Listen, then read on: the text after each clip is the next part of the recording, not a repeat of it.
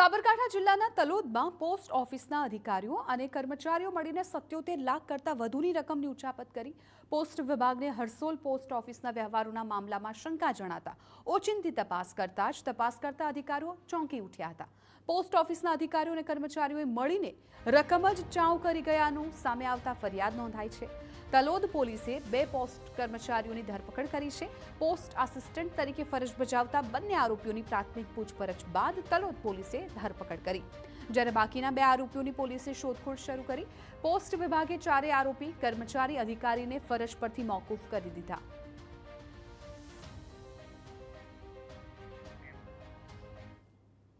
सब post master तथा postal आसिस्टન્ટ तरीके फरज बजावता अन्य 3 व्यक्तिओ એટલે કે કુલ 4 વ્યક્તિઓએ ભેગા મળી જે સામાન્ય પ્રજાજનના પૈસા આવતા હોય હરસોલ સબ પોસ્ટ ઓફિસમાં એમાંથી 77 લાખથી વધુ એમાઉન્ટની રકમની કાયમી ઉચાપત કરેલ એ બાબતે ગુનો દાખલ થયેલ છે, જેમાંથી 2 આરોપીને પોલીસે હાલ સુધી અટક કરેલ છે અને એમના મંગળવાર સુધીના રિમાન્ડ મંજૂર થયેલ છે।